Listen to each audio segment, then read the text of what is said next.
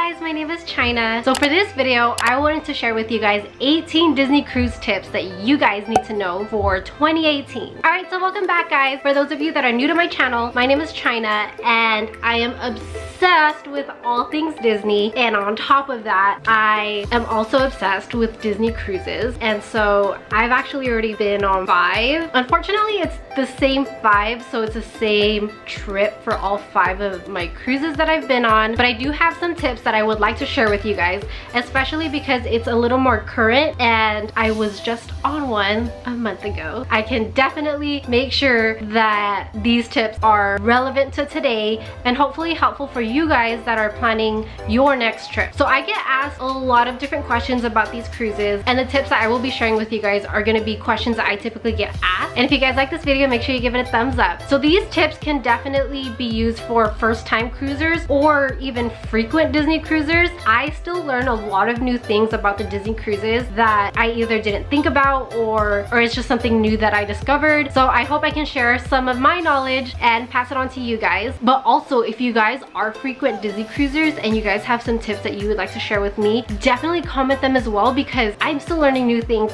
every day and I would love to learn new things for these Disney cruises, so that way for the future ones that I do go on, I can definitely use those tips that you guys share with me. Alright, so let's go ahead and get started with these tips. So tip number 1, do not fly in the day that you sail. I learned that the hard way. I know that a lot of travel agents or even frequent travelers have advised against this. I have done that where I flew in the day of sail. It was a hot mess. Basically, you don't want to do that because you never know, your flight could be delayed, canceled, whatever it may be. There are some things that are out of your hands. You don't want to miss out on your trip all because of some sort of flight delay, flight issue, whatever it may be. I strongly suggest that you pay the extra, stay at a hotel the night before. And I do see in like some of the Facebook groups that I'm in for the Disney cruises that some people have asked, like, can you fly in the day of sail? 99% of the time, people will say do not do that. Disney does not reimburse you, does not refund you. I think if anything, the most they can do is reschedule your trip. All right, and so number 2 is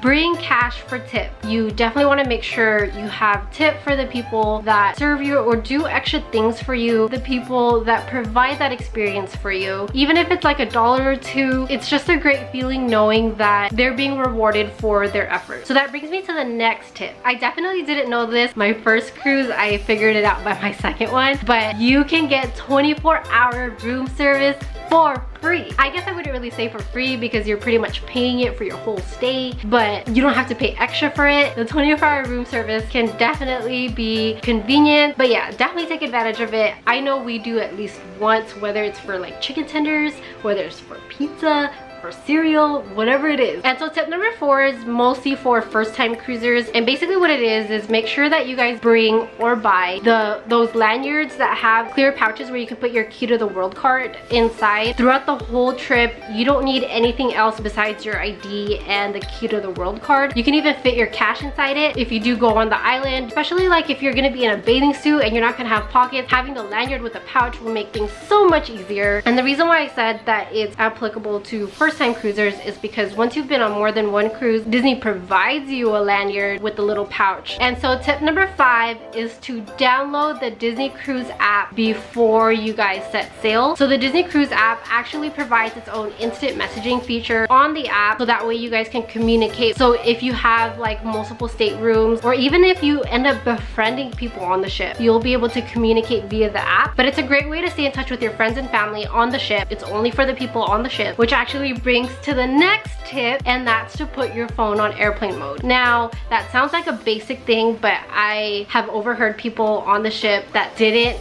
put their phone on airplane mode, and they, I don't know, had a discussion about how it's starting to charge their account. Wireless companies typically don't have the best packages for cruises. So then that actually brings me over to the next tip. If you guys do have to stay connected, there are data plans that they do provide on the ship. They do give you a free 50 megabyte plan plan if you sign up the first night. You just have to go on the Disney Cruise website. You can decide whether you want to purchase a data plan for the duration of your trip. Okay, so speaking of phones, they don't allow you to bring power strips, so do not bring one. They will confiscate it. Those of you that have like families or that are in larger parties, you guys are probably wondering, okay, well, how am I going to charge my devices? What you can do is bring a multi-USB charger. I'll insert a picture here and I'll provide a link in the description of where you can get one. And so that brings us over to the next tip. If you decide to use your phone as a camera as well and not bring like a separate camera, make sure you bring a waterproof case. You will be around a lot of water, whether it's because you're going to be by the pool or you're going on the island, whatever it is, make sure you bring a waterproof case because you'll be able to take pictures without having to worry about your phone getting damaged. So now for tip number 10 is to arrive early to watch the shows. The shows are very popular on the ship. If you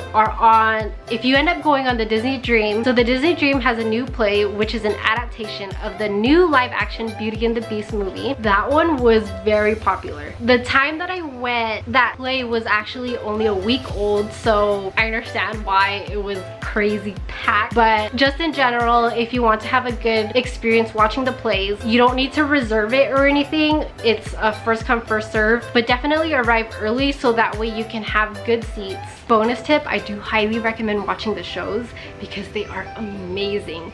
Disney does a great and fantastic job putting on a show and putting on that performance. And okay, so the next tip, tip number 11. Now this is applicable for the adults. If you do plan on drinking, I do recommend that you buy the souvenir cup because it will help save you some money. The idea is if you spend like $15 on the souvenir cup, it will only cost you $10 to refill instead of, I don't know, maybe like $12 every time. Plus, who doesn't want souvenir stuff? So tip number 12, if you are a Disney credit card holder, you do get a discount when you purchase merchandise, but make sure that the card you have on file is the Disney credit card. It has to be the credit card and not the debit card. I ended up finding that out, I think, on my third trip. I didn't know about it on my first two, and I don't know why. I think I ended up using my debit card on the first two trips, but on the third one I put it on my credit card. But basically I ended up finding out when I saw the receipt and then I saw it said discount. I think I got 15% off the merch. So tip number 13, I do recommend that you do the early online check-in registration. So when you're done registering, a piece of paper comes out with a barcode and all they do is scan that barcode and everything gets pre-filled. Your check-in process will be so much faster, and then you can spend most of your time either walking around the port, taking pictures, waiting in line to take pictures with Mickey and Minnie. So things like that will help save you some time so that way you can use that time for doing vacation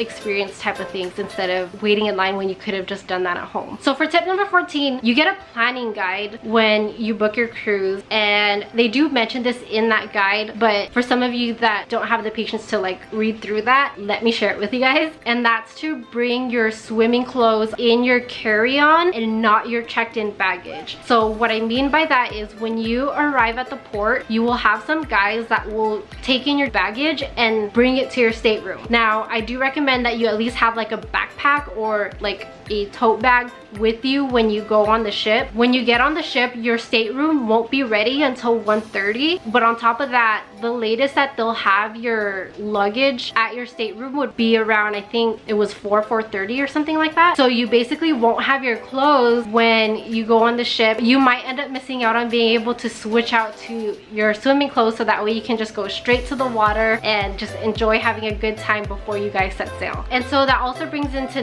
number 15, make sure you guys bring flip-flops. Now it sounds weird to say that, but the deck can get really hot, and by hot I mean you're just gonna keep running because it's uncomfortable because you don't want to go barefoot when you're walking around the pool. And so number 16, I didn't know about this until maybe my third cruise. Yeah, until my third cruise. If you've been on previous cruises, you might have had, say, a server that just did an outstanding job and you adore them, you love them, you want them to serve you again, you can actually request that same server back. All you would need is their first name and the country that they're from, and the restaurant manager will make it happen for you. Okay, so for tip number 17, they do have an adult only restaurant that you do have to pay for, so that doesn't come with your cruise package. If you do want to try the adult only restaurant, make sure you book early. If you try to book while you're on the ship, you might not, one, get the time that you want, or two, even get the day that you want. Bonus tip though, if you do want to plan Palo and Remy but there are no more dinner reservations, I personally think the brunch reservations are so much better. All right, and so for tip number 18, if you want to meet the characters, make sure you arrive early. It sounds so basic, but just like in the park, the lines tend to get very long. Typically they recommend about going 15 minutes early. I personally would try 30 minutes early just to make sure you're like one of the first few people, because once they fill up, they tell you to visit during another time. I know that doesn't sound like a fun experience. That just really comes from making sure that you're organized in your planning. But also a side tip to that, there are some character experiences where you do need to make reservations. Now, you don't have to pay for them, so these are free reservations. For characters that you absolutely have to meet, just make sure that if it does have an advanced booking, that you place that booking, because they won't make accommodations if you just show up there. And so that is it for my 18 Disney cruise tips for 2018. I hope you guys enjoyed this video. I know it was pretty lengthy, but I hope you guys learned something new and gained some knowledge from this. As I had mentioned earlier, if you guys are frequent Disney cruisers and you guys have other tips that I didn't mention in this video, make sure you guys comment them down below. That way we can all share this knowledge. But other than that, thank you guys so much for watching. If you guys like this video, make sure you guys hit that like button, and don't forget to subscribe to my channel and follow me on social media. I would love to chat with you guys. But other than that, I will see you guys in the next video. Bye!